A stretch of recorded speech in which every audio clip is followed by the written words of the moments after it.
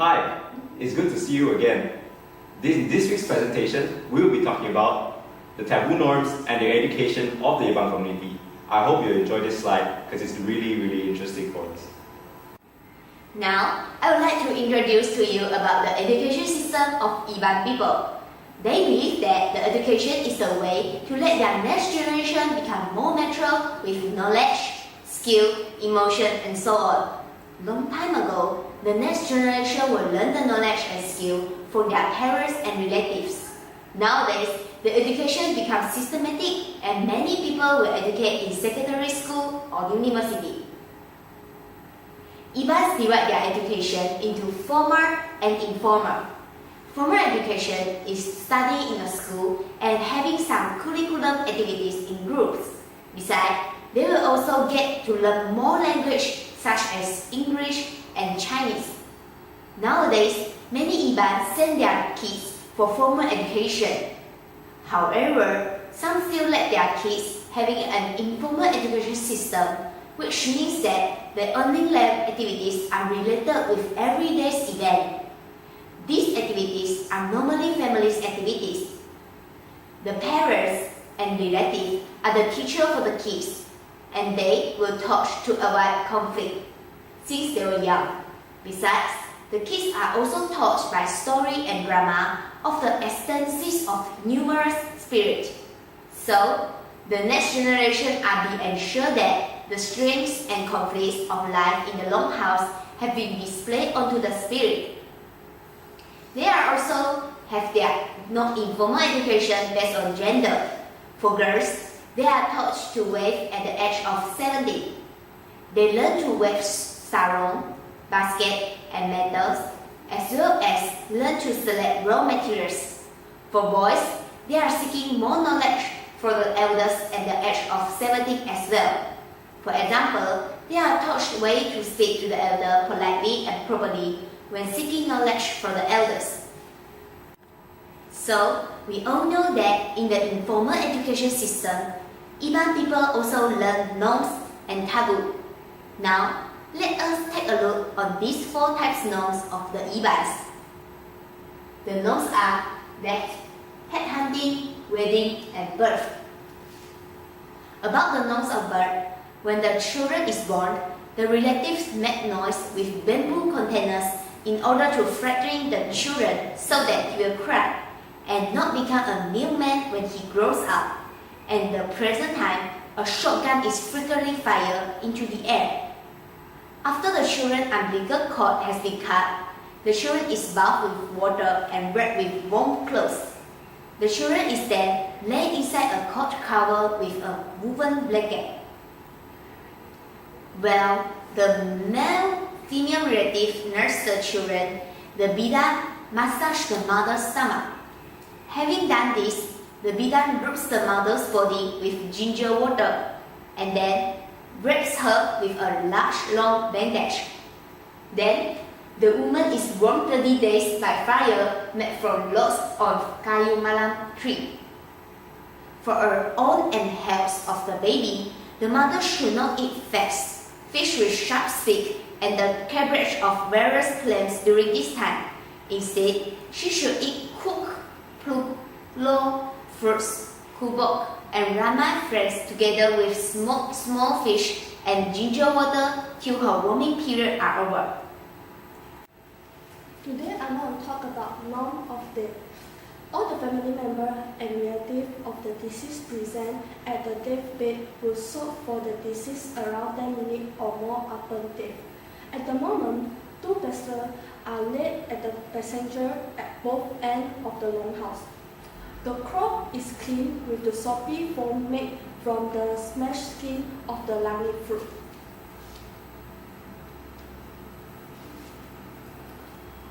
The deceased hair oil and combed, after which the body is dressed in a good cloth and instructed by the teaching of the god Pung Tang Raga to the ancestors Serapok many generations ago.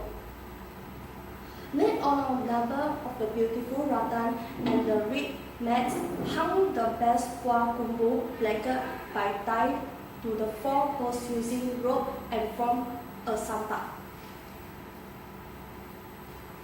Senior women throw a few grains of paddy on the crop, recite a brief prayer, display deceased belongings on empty box, and hum the Baya Padang fire keeps burning day and night of the fireside of the passage.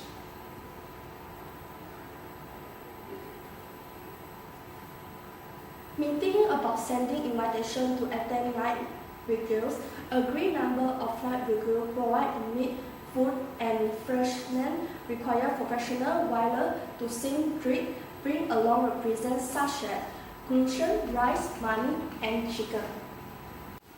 So, for the norms of headhunting of Iban people, there are some regulations must be followed by the Iban people. Firstly, a war leader must not allow his warriors to kill an innocent tribe which has no quarrel with them. Secondly, the first time a warrior kills or cuts an enemy's head, he must present it to the war leader as an acknowledgement of latter's leadership. If a warrior kills 2 heads or more, one of each must be presented to the war leader. Meanwhile, the remainders belong to the warrior himself. Lastly, a war leader must be honest so that he will not be defeated in future wars. Moving on, I will be explaining about the norms of weddings of Iban people. Early in the morning of the wedding day, the groom's parties will go to the bride's house in a long boat decorated with beautiful flags. Meanwhile, the musicians will perform gendang with drums and gongs.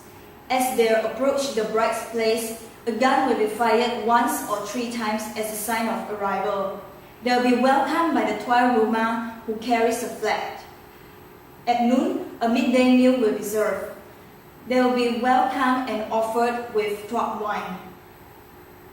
At the ceremony, a representative from the bride's family will stand up and inform the audiences that the bridal parents are agreed with this wedding. Tuan rumah, penghulu, and other senior guests will witness the agreements made between these 2 families. What are we going to tell about is the taboos of the Iban native. The Iban are recognized in northwestern areas of Borneo. The Iban are native to this area, namely inside of the state Sarawak, located in northwest Malaysia near Brunei. The Ibans are a branch of the Dayak peoples of Borneo called Sea Dayak by the British. Ibans mostly live in Sarawak. The traditional religion of the Ibans was primarily animalism, but in recent years, most have converted to Christianity or Islam. There are still a number who adhere to the old religion's belief system. For the most part, the traditional Iban's religion revolves around the worship of the ancestor and the maintenance of cosmic order through the proper observance of a ritual and taboos.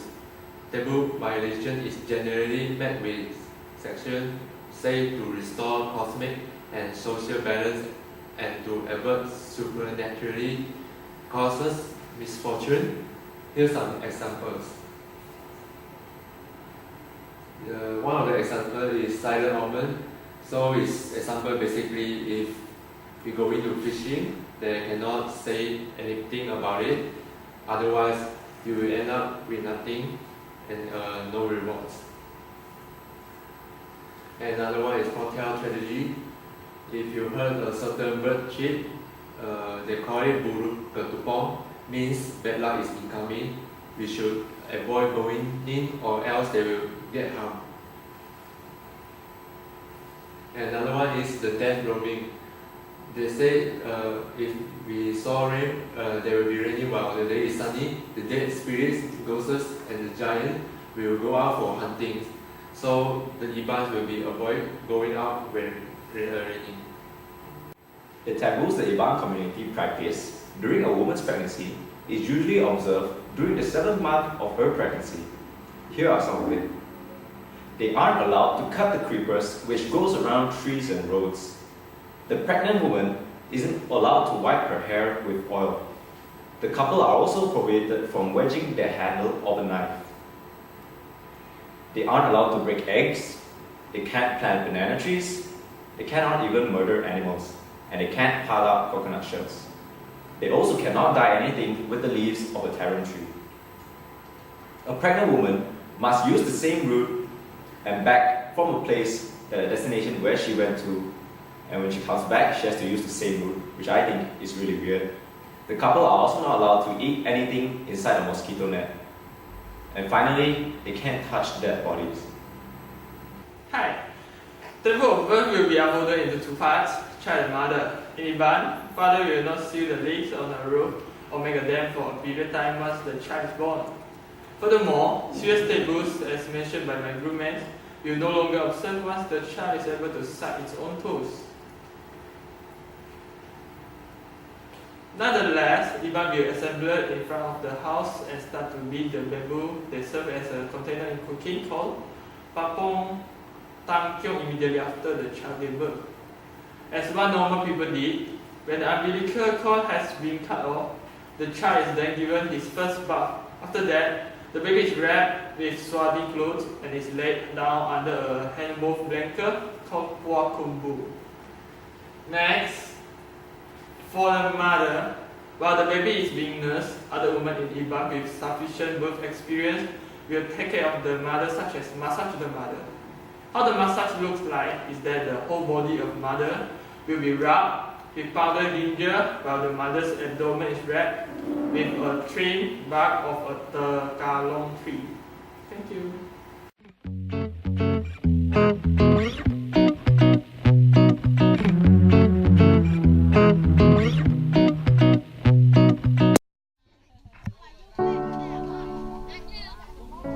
Children We Hope for Development is a Cambodian NGO that provides free education for the children and use in rural such as English, math, and computer skills.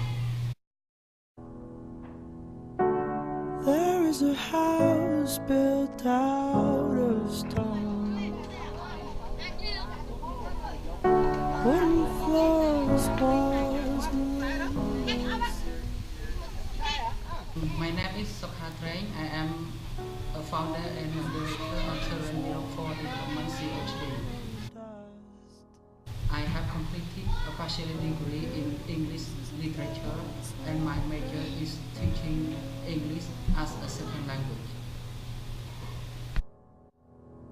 This is a place where I feel at home. The project started out a small school where we taught English to 30 children, and we had only 2 teachers. And now we have over 100 children and 4 teachers present throughout the whole year.